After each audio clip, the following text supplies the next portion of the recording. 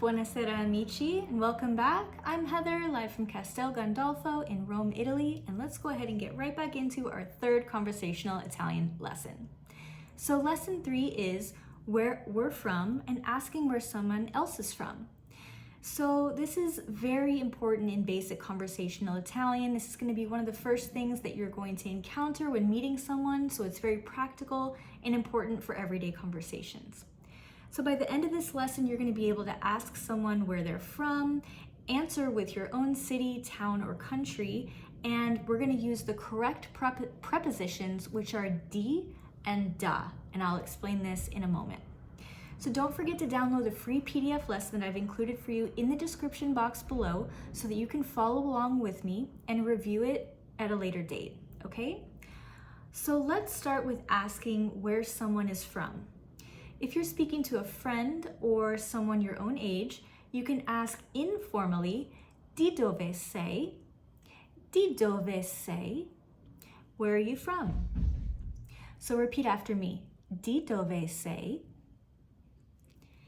So if you're speaking to someone older or in a professional or formal setting, you would ask, di dove? Di dove? Which also means where are you from, but it shows a little bit more respect. Repeat after me. Di dove? Good, so now let's talk about how to say where you're from. One option is sono di, which means I am from. For example, sono di Italia, I'm from Italy. Another way is vengo da, which means I come from. For example, vengo da Firenze, I come from Florence.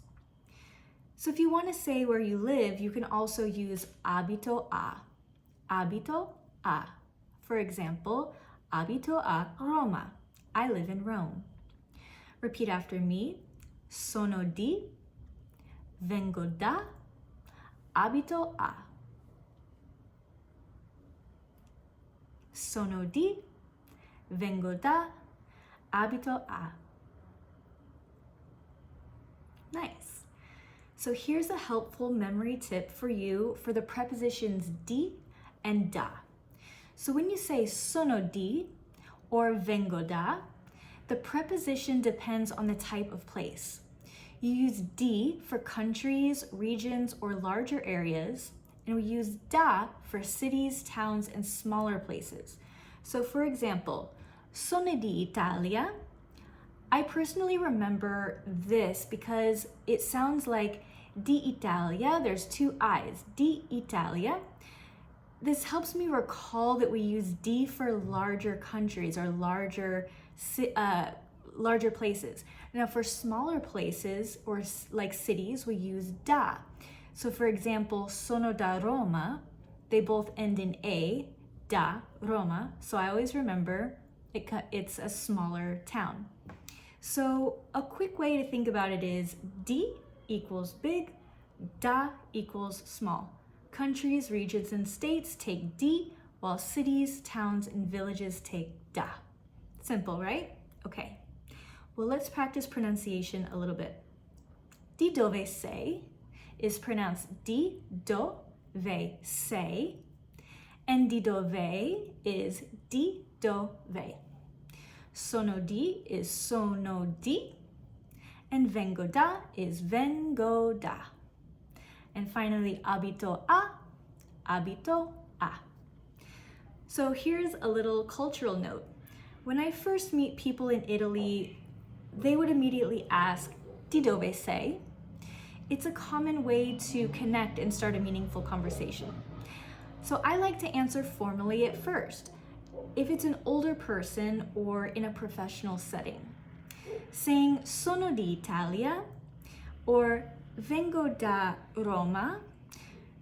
Once the connection is established, peers usually switch to informal conversation quickly. So Italians genuinely care about where you're from. It's interesting, and sharing your city and your region is a meaningful way to quickly build rapport with another person. Let's review a quick mini conjugation tip. The verb essere, which means to be. It's used with sono. Io sono comes from essere. So this means I am. It's an irregular verb. Now the verb venire, which means to come, is used with vengo. Io vengo means I come. So notice the endings here. We remember that the O for the first person singular, referring to me or I. Now later we'll cover plural forms like noi siamo for we are, noi siamo, we are, and loro vengono for they come, loro vengono, which follow similar patterns. So that's it for lesson 3. Now you know how to ask someone where they're from, and you can answer and reply about where you're from. You can use sono di, vengo da, or abito a, and remember the di versus da rule. And you can go ahead and download the free PDF in the description below to review all the phrases and practice on your own. In the next lesson, we're going to learn how to talk about your job and your profession, which is another key question that Italians are going to ask when meeting someone new. Ciao for now, and I hope these videos are helpful for you. I'm having a fun time making them, and I'll see you in the next one. Bye! Ciao!